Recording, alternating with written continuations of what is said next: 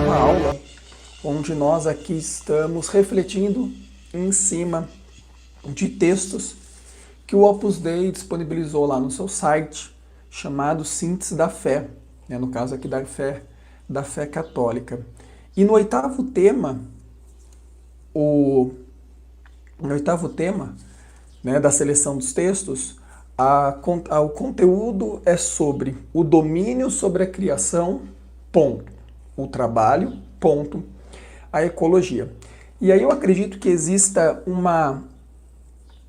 fortes reflexões sobre essas três palavras, criação, trabalho e ecologia, ainda mais no contexto em que nós estamos vivendo, e espero que a gente possa compreender ainda melhor o que a igreja entende por trabalho, por criação e por ecologia. E para isso, como a gente fez em todos os encontros, nós pedimos a intercessão de São José Maria Escrivá para que ele possa nos iluminar nesta meditação, nessa formação.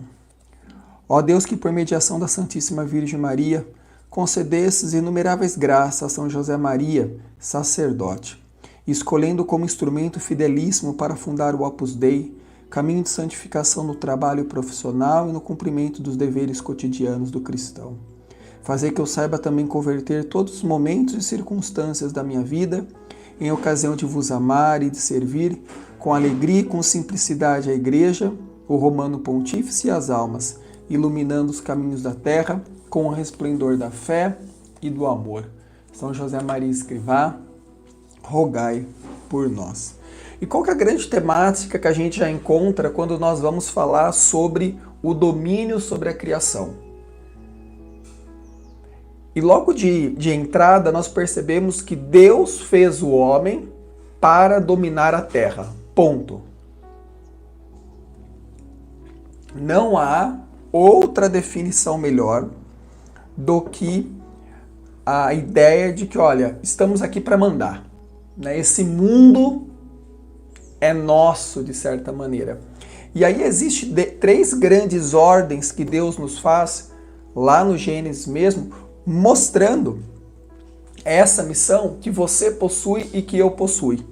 Começando logo no início do Gênesis, quando Deus fala assim: façamos o homem à nossa imagem e semelhança, que ele reine sobre os peixes do mar, sobre as aves do céu, sobre os animais domésticos e sobre toda a terra, e sobre todos os répteis que se arrastem sobre a terra. Traduzindo, não há criatura de maior poder, não há criatura que mande mais, né? Ou seja, vamos pensar aqui, não há criatura que esteja no topo da cadeia do que nós seres humanos. Não em força, não em habilidade de viver na natureza, vamos colocar assim, mas em proximidade com Deus.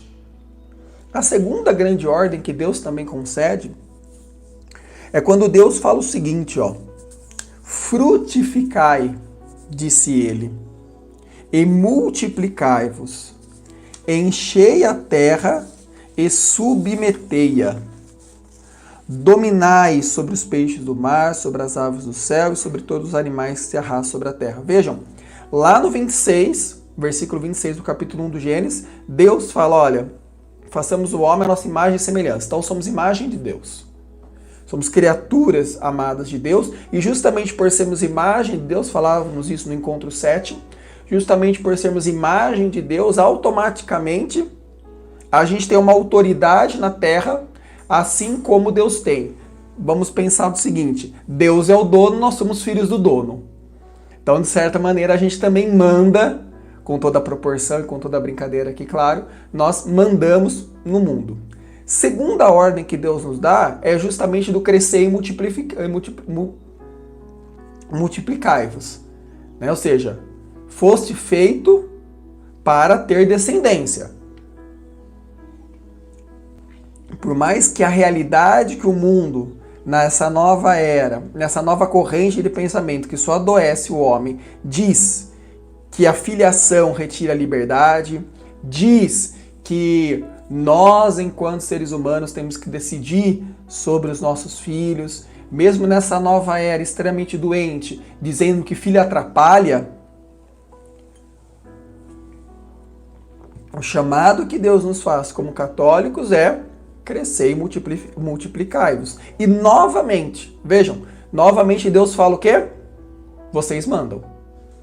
Né? Vocês estão dominando tudo e todos.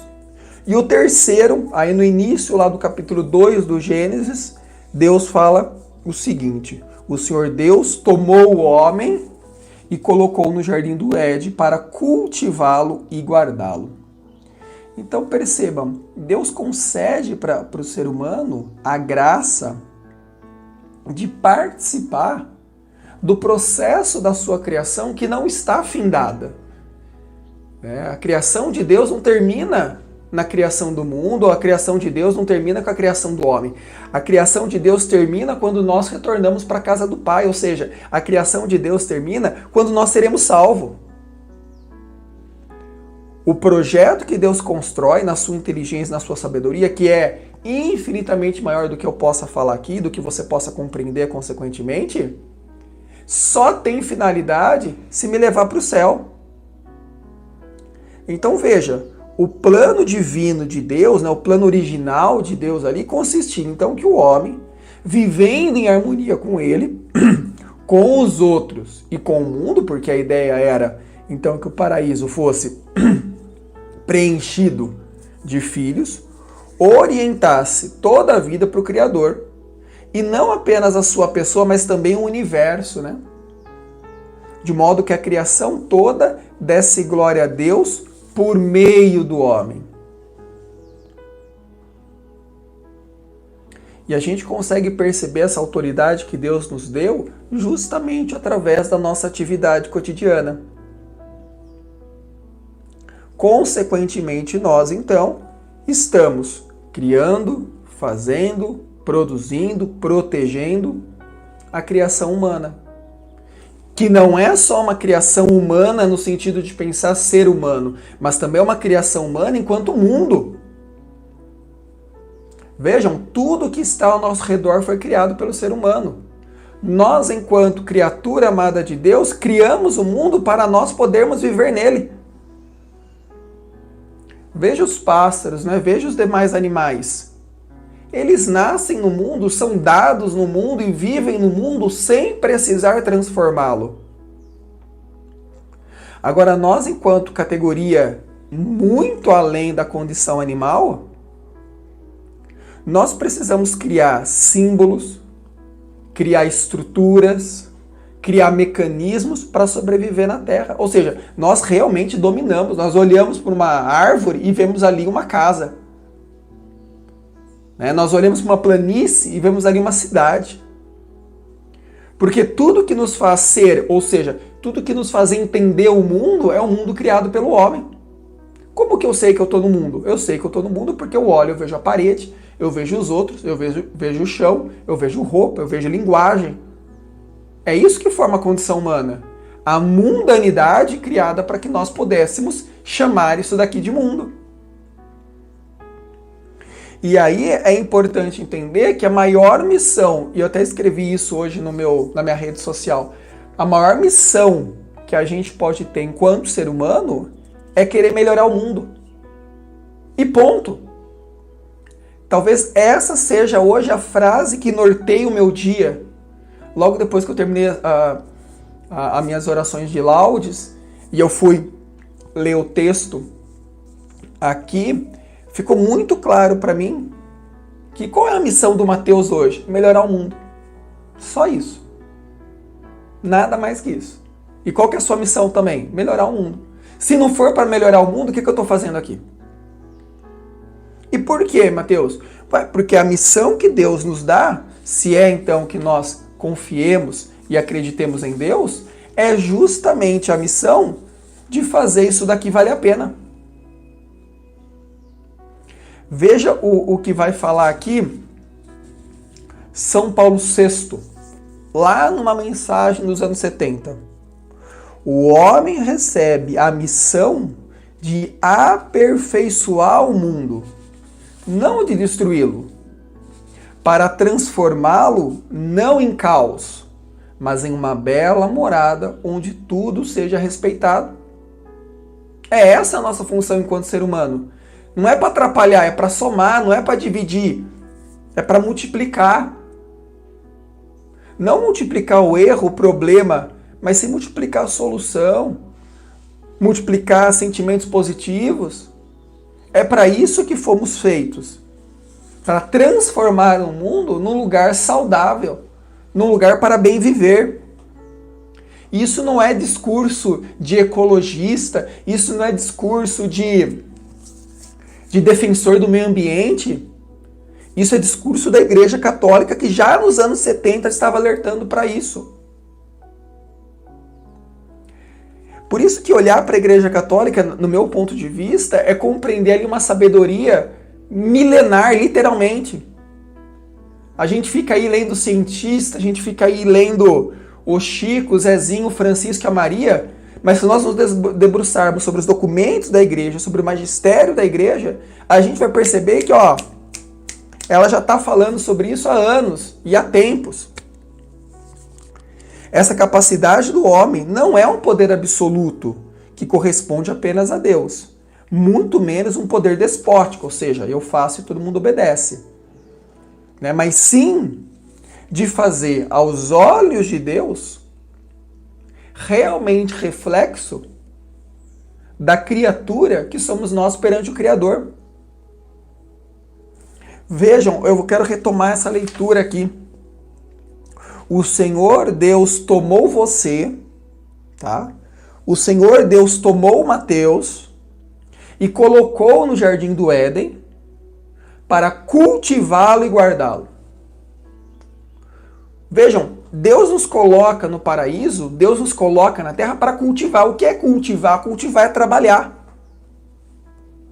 Cultivar é cuidar, é guardar, é proteger, é fazer bem feito.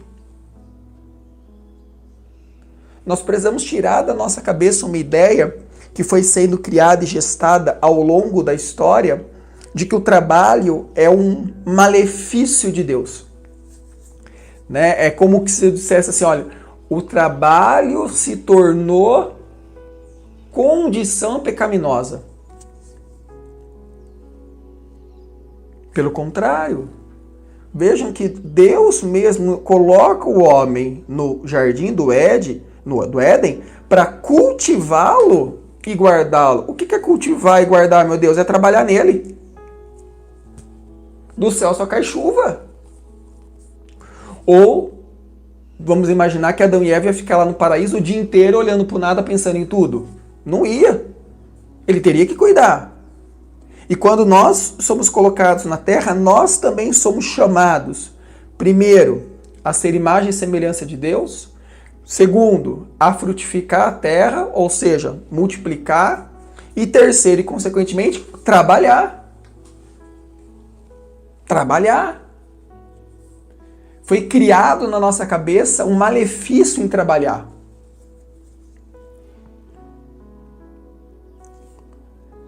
O mandato sobre o mundo para cultivar e cuidar da terra é realizado através do trabalho. Portanto, diz o texto aqui do Tomás Trigo, sacerdote espanhol, Portanto, isso não foi imposto ao homem como consequência do pecado original, mas entra no plano de Deus desde o seu início.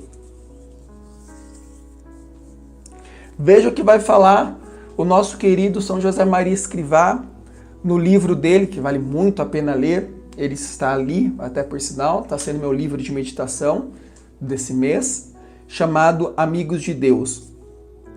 Olha o que ele fala.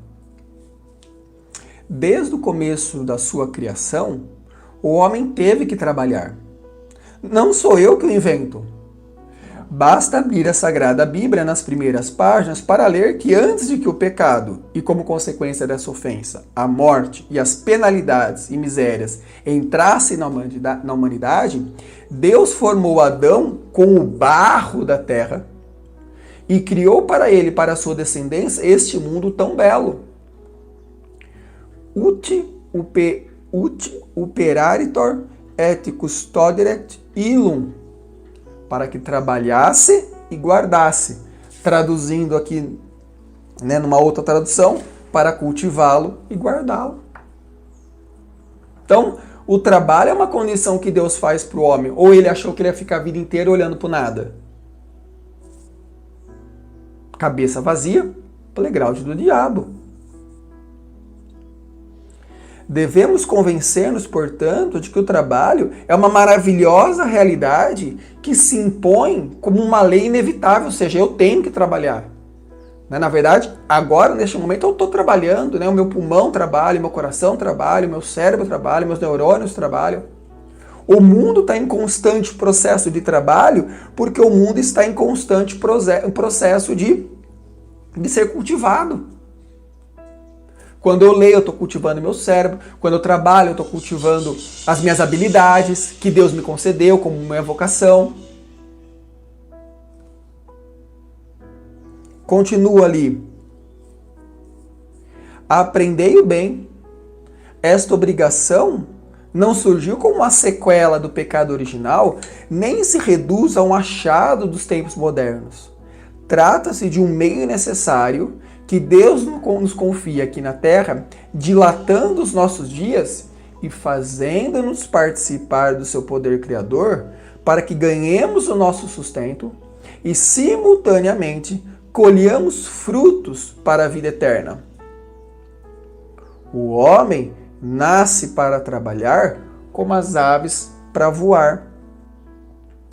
E aí vale muito a leitura do documento do Concílio Vaticano II, chamado Gaudium et Spes, número 34, que eu não tenho aqui, mas eu faço questão de pegar para que a gente possa lê-lo junto. Quer ver?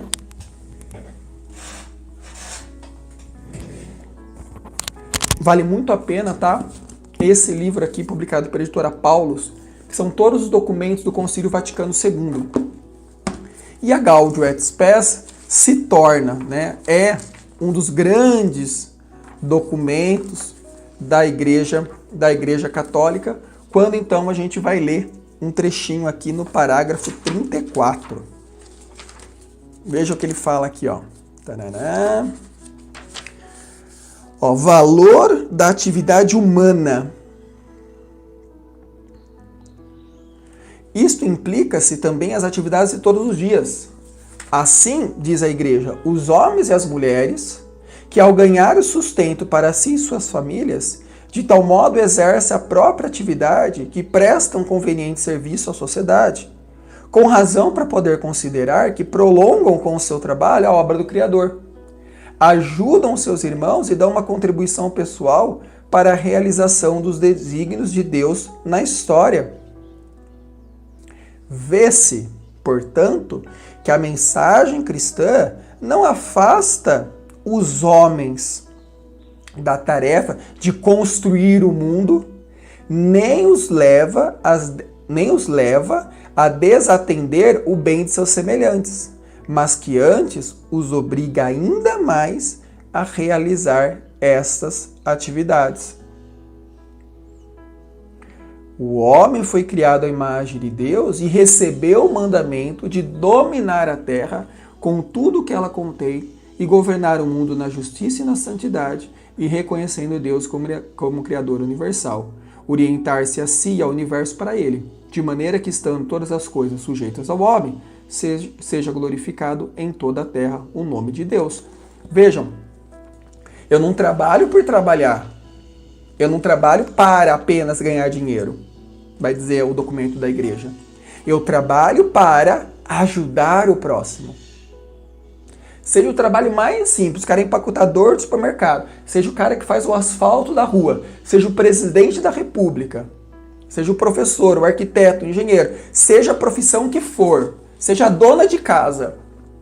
Quando ela faz bem o trabalho que ela é chamada a fazer, ou seja, do cultivar e do guardar as coisas que Deus concede para ela, ela está ali transpondo a barreira ao demonstrar o amor. Né? Quando você, por exemplo, Quando você chega em casa e você tem a experiência do almoço pronto, o trabalho ali do seu ente querido, da moça que trabalha na sua casa, né, da sua mãe que é dona de casa, por exemplo, ali é o trabalho de Deus. Ali é o cultivo, ali é o cuidado. E é isso que Deus nos chama. Trabalhar para glorificar a Deus, que o meu trabalho glorifica a Deus. Né, ontem foi dia 11, foi dia de São Bento. Né, o São Bento que foi responsável aí por um longo frutificar de sacerdotes, de bispos, de conhecimento para a igreja e para o mundo, né? E o que falava São Bento ali numa famosa frase dele? Ora et labore, reze e trabalhe. Não adianta ficar, meu Deus, meu Deus, meu Deus. Né? Põe em marcha, vá atrás, ganhe dinheiro, produza, ajude as pessoas, faça o além do possível. A quem muito foi dado, muito será cobrado. Então, assim, se você trabalha muito, pensa, esse trabalho é para Deus e Deus vai cobrar você pela quantidade de funcionários que você tem, pela quantidade de trabalho que você faz.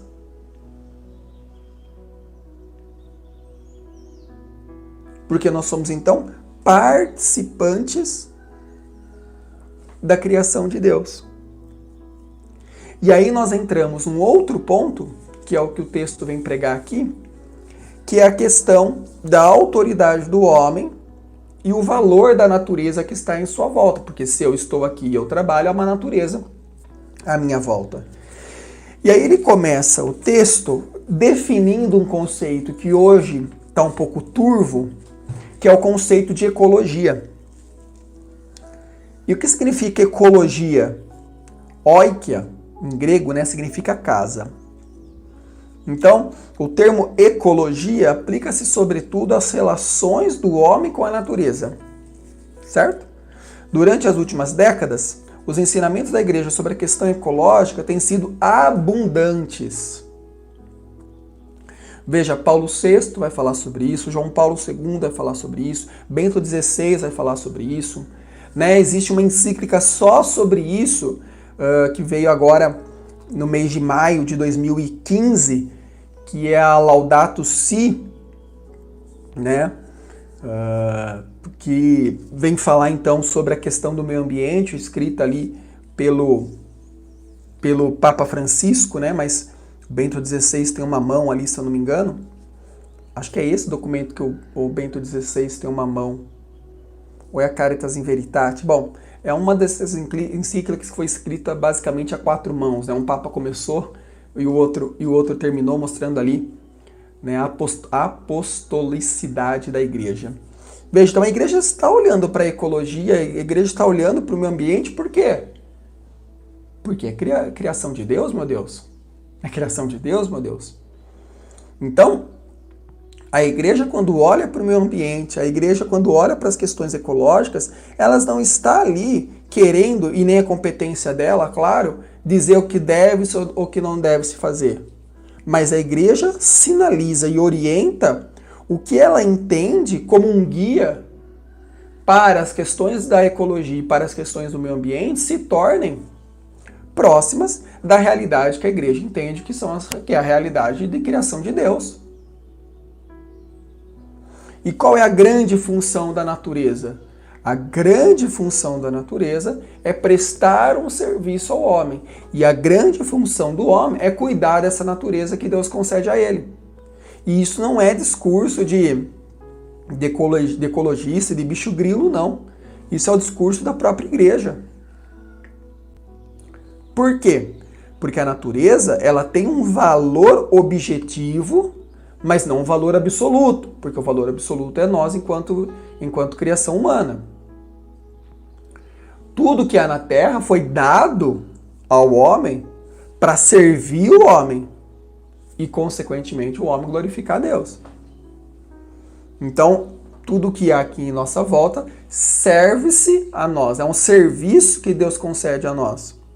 Só que, e é aí que está um ponto que eu achei brilhante, e que daria para a gente ficar falando só sobre isso, é de que a gente esquece que a dignidade que existe na natureza a dignidade que existe nos animais é menor do que a dignidade do ser humano. O grande problema hoje da ecologia e do meio ambiente é que ela transvalorou, ou seja, mudou o valor da ecologia humana. O homem é o maior ser que deve ser defendido. O homem é o maior, e eu vou usar um termo aqui científico, sabe? O homem é o maior animal que deve ser protegido. Não tem como eu respeitar a natureza se antes eu não aprender a respeitar a natureza humana. É aí que a igreja entra. É maravilhoso defender o golfinho, é maravilhoso defender lá o mico-leão-dourado, é maravilhoso defender as tartarugas em Ubatuba, tudo isso é perfeito. E é lindo o trabalho que se faz para se proteger sobre isso e conscientizar sobre isso. Só que, porém, entretanto, todavia, eu não posso esquecer que muito melhor do que a tartaruga, muito melhor do que o mico-leão-dourado, muito melhor do que o golfinho e a baleia, é o ser humano. Nós estamos esquecendo a dignidade humana ali. Nós estamos, então, nos matando, né, em diversos sentidos, até no nível material mesmo. Nós estamos em guerra para proteger a espécie ameaçada e esquece que uma grande espécie que é ameaçada diariamente é a espécie humana. É inteligentinho defender o boto cor-de-rosa, mas é retrógrado, conservador, medievalista defender a vida humana e contra o aborto, por exemplo. Ah, porque, imagina, o homem tem a liberdade, o homem tem a consciência, o homem tem a inteligência de decidir se ele quer ou não quer aquela vida. Mas que inteligência é essa, então, que não entra em contrassenso, que não entra em oposição? Quando eu, então, defendo a espécie ameaçada, sem defesa, sem proteção, que é o mico-leão-dourado, e ao mesmo tempo não defendo a espécie ameaçada, sem proteção e sem defesa, que é a figura do feto, a figura da criança, que se desenvolve então na concepção de defesa do aborto. Que defesa é essa do indefeso? Que ninguém defende a menor das criaturas, que é ali então a condição humana nossa.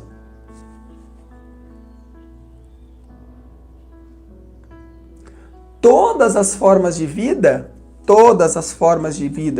de João Paulo II, todas as formas de vida devem ser respeitadas, cuidadas e verdadeiramente amadas como criação do próprio Senhor, que criou tudo que é bom. Ou seja, ninguém aqui está querendo acabar com o mico-leão-dourado, ninguém aqui quer acabar com as baleias jubarte. Pelo contrário, tem que proteger. É criatura amada de Deus, é lindo. É lindo. É divino, né? Há uma experiência estética ali. Mas eu não posso esquecer da condição humana minha, que também tem que ser defendida. E é isso que a igreja alerta, é isso que João Paulo II alerta, é isso que Paulo VI alerta, é isso que Bento XVI alerta, é isso que Francisco alerta. Mas é precisamente, continua o documento, o valor especial da vida humana o que nos aconselha e, na verdade, nos obriga a examinar cuidadosamente a maneira como usamos as outras espécies criadas. Qual que é o grande problema, então? O grande problema é justamente que nós estamos trocando posições e esquecendo que essa troca de posições interfere no nosso próprio olhar da humanidade. Concorda? Olha o que fala Bento XVI num documento dele, na verdade uma encíclica dele maravilhosa, chamada Caritas in Veritate, escrita no meio de 2009, né, acho que em junho de 2009, o Caritas in Veritate, quando ele diz assim, ó, é a solidez moral da sociedade em geral que nós estamos olhando quando vemos o problema da natureza. Se não é respeitado o direito à vida e à morte natural, se tornam artificiais a concepção, a gestação e o nascimento do homem, se são sacrificados embriões humanos na pesquisa, a consciência comum acaba por perder o conceito de ecologia humana. E com ele, o da ecologia ambiental. Então, não podemos usar embriões animais, não podemos fazer testes em animais. Justo. Só que existe um mercado, existe uma estrutura mercadológica, vamos dizer assim, né? Uma defesa, então, de que eu não posso usar o animal, mas o homem tudo bem. Congelar milhões e milhões e milhões de embriões, tudo bem. Promover milhares e milhares de abortos, tudo bem. Que ecologia é essa que defende a natureza e esquece da natureza humana? É uma contradição pedir às novas gerações o respeito do ambiente natural quando a educação e as leis não se ajudam a respeitar-se a si mesmo, ou seja, não ajudam a respeitar a condição humana. E aí não é à toa que vem Papa Francisco, seguindo aí a esteira do seu antecessor Bento XVI, e diz o seguinte, às vezes, o Papa Francisco, hein, que tem toda lá um cenário de ser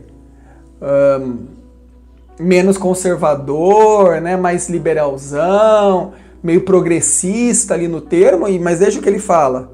Isso é falta de leitura, isso é falta de estudo. Né? Como muitas vezes Bento XVI foi mal interpretado, porque ninguém leu o que ele disse, ou recortou uma frase tirando de contexto.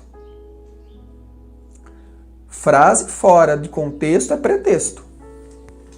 Às vezes, diz Papa Francisco, no documentão Laudato Si, de 2015, às vezes há uma obsessão em negar toda a preeminência à pessoa humana e uma luta é feita por outras espécies que não desenvolvemos para defender a igual dignidade entre os seres humanos. Acabei de falar, a gente defende o golfinho e não defende a condição humana, porque é inteligentinho defender o golfinho, né? Não pode ser autêntico um sentimento de união íntima com os outros seres da natureza se ao mesmo tempo não houver no coração ternura, compaixão e preocupação pelos seres humanos. Não é? Eu conheço gente, por exemplo, que vai ao mercado, compra ração, não tem cachorro, e todo dia de manhã coloca um potinho de ração na porta da casa dele para o cachorro que passa fome, né, para o cachorro que não tem dono. Isso é da condição humana, ou seja, isso é ternura, isso é ter compaixão, isso é mostrar que nós temos coração pelas criaturas criadas por Deus, que o cachorro também é uma criatura criada por Deus. E tem o seu plano, vamos dizer assim. Só que essa mesma pessoa que dá ração para o cachorro não pode esquecer que tem crianças que passam fome. Ué, você concorda? É um contrassenso. Né? É a mesma pessoa que, por exemplo, e aqui eu vou tocar num assunto um pouco mais espinhoso, que casa-se na Igreja Católica, promete ter filhos na Igreja Católica, ou seja, promete diante de Deus, porque é para isso que o matrimônio foi feito, né? Para o amor, para a construção de família, para a procriação. E o sacramento do matrimônio reforça isso, e a condição que a igreja entende a relação sexual é para isso também, é unitiva e procriativa, ou seja, com o meu esposo, com a minha esposa, eu amo de maneira mais íntima, e esse amor de maneira mais íntima entre eu e ele gera o nós, que é a família, que é um filho. Então a pessoa vai perante a igreja, vai perante a Deus, promete, jura fidelidade, jura que será para sempre, jura estar aberto à vida e depois passa a vida inteira utilizando métodos contraceptivos para não ter filho e ao mesmo tempo ajuda organizações de caridade para criança. E talvez a melhor forma que ele poderia ajudar era justamente tendo um filho, educando esse filho, amando esse filho. Vejam que eu não estou tirando aqui a importância de fazer a doação à obra de caridade. Eu estou dizendo que existe aqui um problema, ou seja, eu vou ajudar as crianças, mas eu mesmo não vou ter uma criança? Não tem um probleminha ali para a gente pensar?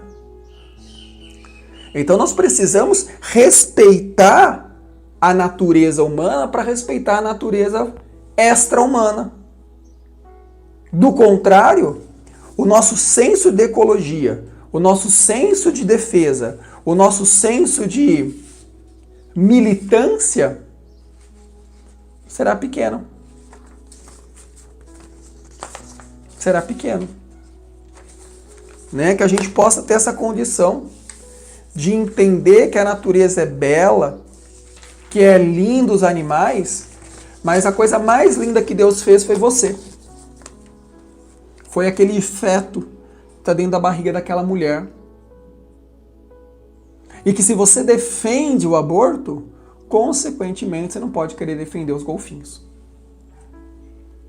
Como assim? Né?